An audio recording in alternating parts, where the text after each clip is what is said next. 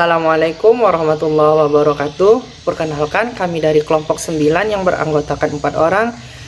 Yang pertama ada saya sendiri, Fahrisa Fitra. Yang kedua ada teman saya, Halidatul Lisa. Yang ketiga ada Cindy Eka Saputri. Dan yang keempat ada Susan Nadia Putri.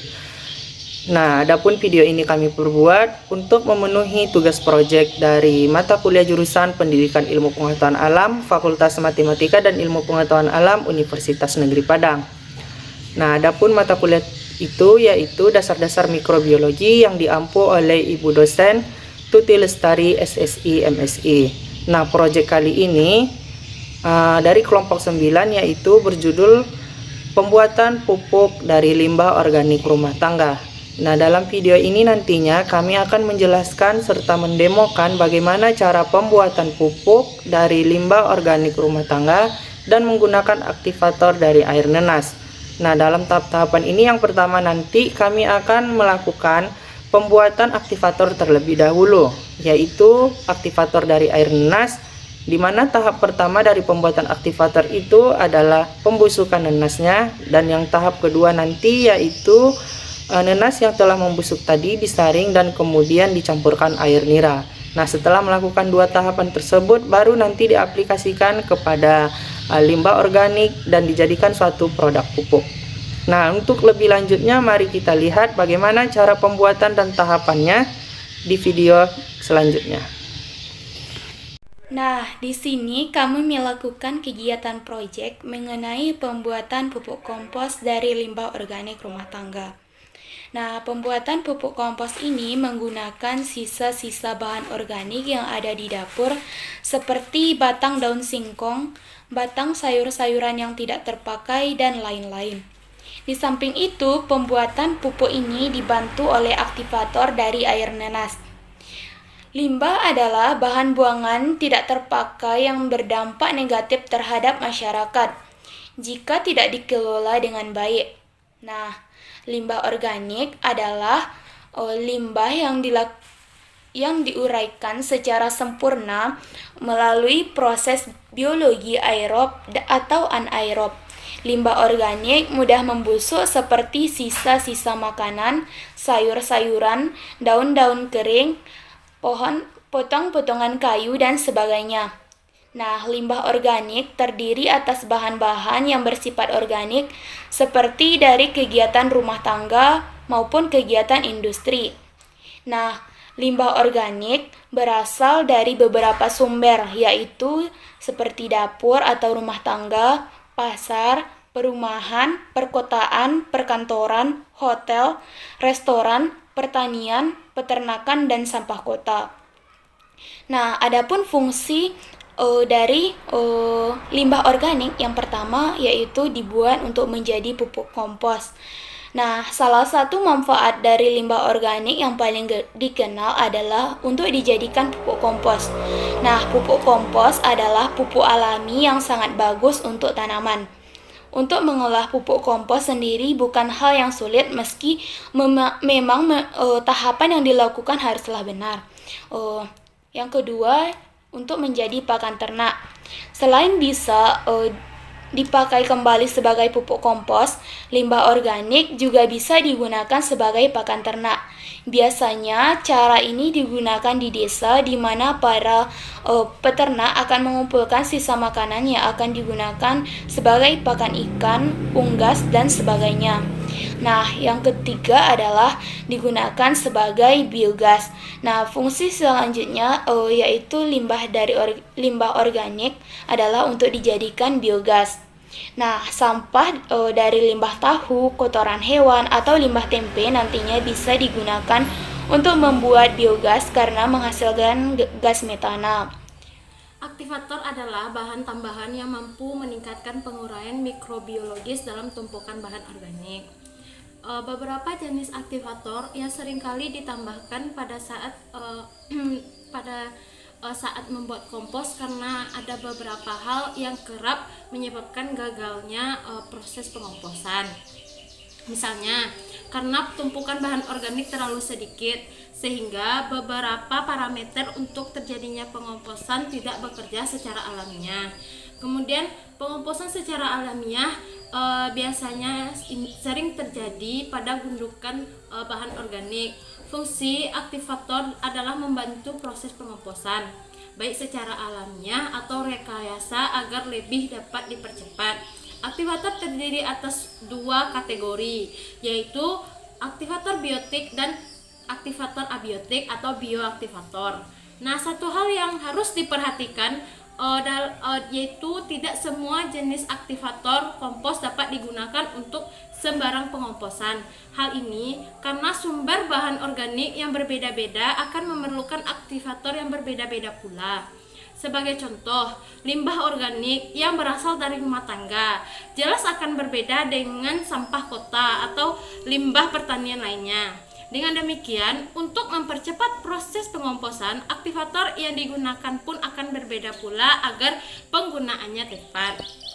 Kemudian kita akan membahas, kan tadi ada dua aktivator. Yang pertama, aktivator abiotik dan bioaktivator. Yang pertama kita bahas yaitu aktivator abiotik.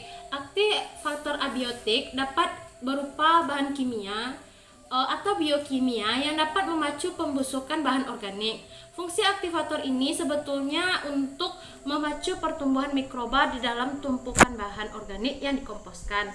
Dengan demikian, bahan-bahan tersebut akan mengandung nutrien yang dibutuhkan untuk pertumbuhan mikroba. Adapun beberapa contoh aktivator abiotik yang dapat digunakan dalam pengomposan, yang pertama yaitu pupuk nutrien.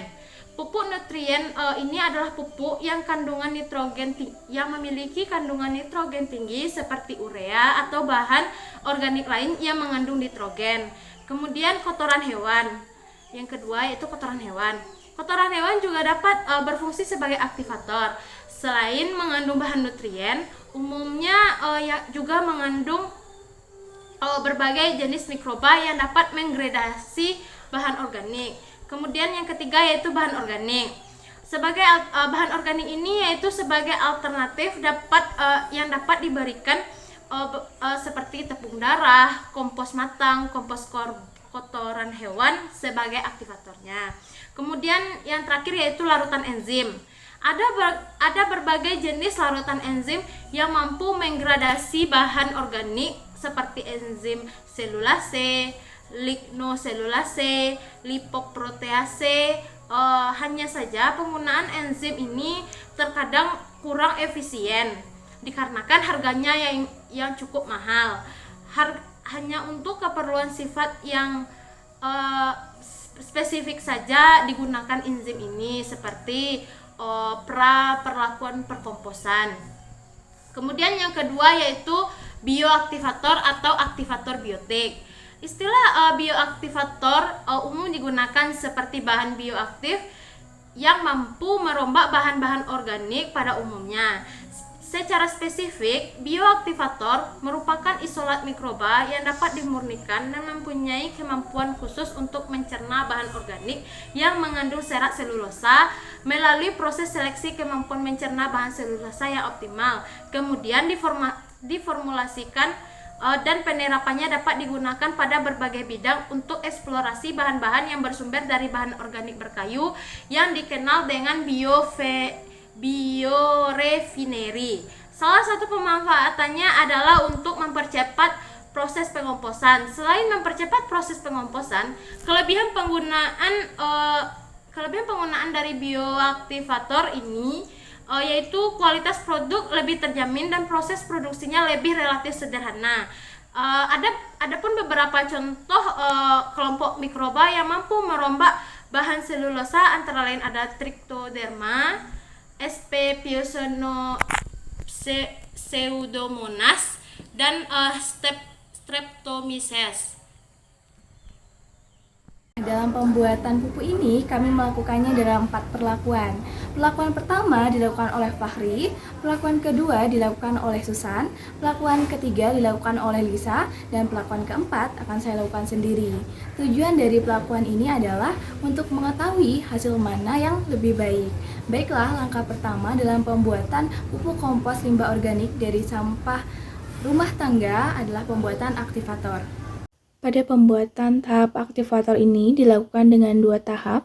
Tahap pertama yaitu pembusukan nanas selama 1 minggu, dan tahap kedua pencampuran air nanas dengan air nira.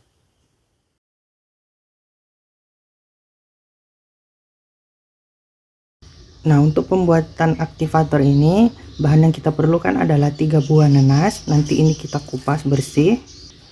Nah, kemudian alatnya bisa menggunakan pisau atau parang. Kami menggunakan parang.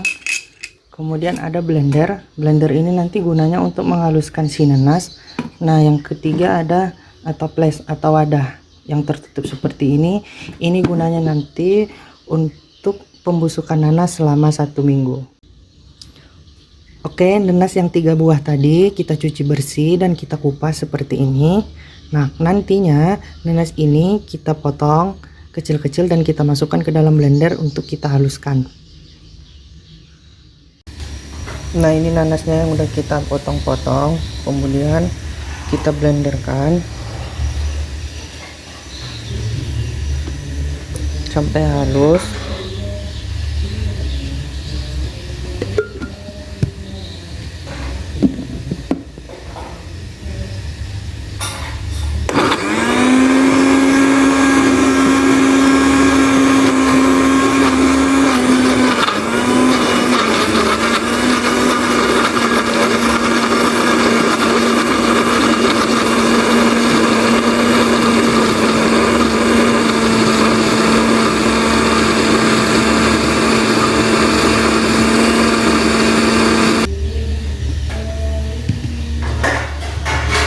Nah, setelah halus kita tuangkan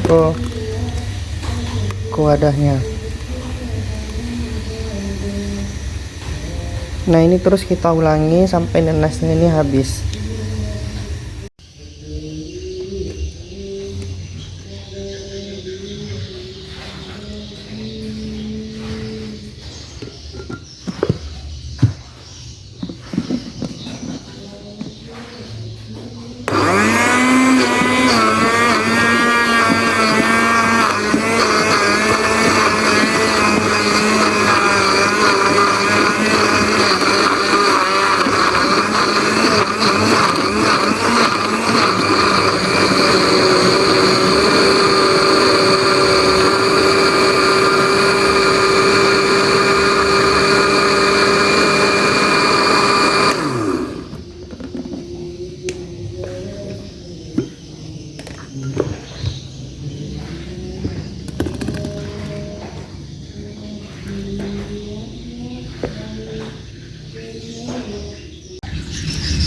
Baiklah, ini hari pertama nanasnya yang sudah kita diamkan.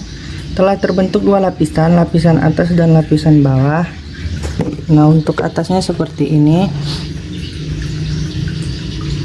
Nah, ini kita tunggu sampai 7 hari agar bisa menjadi aktivator.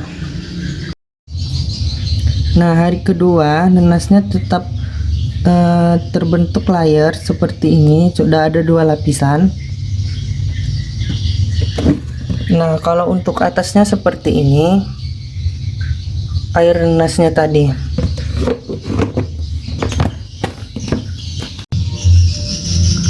Nah, ini hari ketiga, lapisannya tetap sama, 2 layer terbentuk atas dan bawah. Nah, untuk atasnya ininya semakin banyak, bintik-bintik putihnya ini semakin banyak. Nah, ini kita tunggu pembentukannya ini sampai 7 hari, kemudian nanti baru kita campurkan dengan bahan tambahan. Baiklah, ini keadaan nanas yang kita busukkan. Ini udah masuk hari keempat. Perubahannya tetap sama, terjadi 2 lapis, 2 layer, lapis atas dan lapis bawah. Dan untuk atasnya masih sama, ada terbentuk putih-putih. Dan ini kita tunggu sampai hari ke-7. Tinggal butuh 3 hari lagi. Ini sudah masuk hari ke-5 pembentukan nanasnya. Pembusukan nanasnya udah masuk hari ke-5. Bisa kita lihat ini udah mulai halus dan mulai teksturnya semua mulai halus. dan sudah mulai bau. Nah, ini tinggal 2 hari lagi, hari ke-6 dan hari ke-7. Ini udah masuk hari ke-6, nanas yang kita busukkan. Baunya lumayan menyengat. Nah, dia udah timbul kayak jamur gitu. Dan ini tinggal nunggu 1 hari lagi untuk pembusukan nanasnya. Oke, nanasnya ini udah masuk hari ke-7. Nah, nantinya ini nanasnya ini akan kita peras dan kita ambil airnya.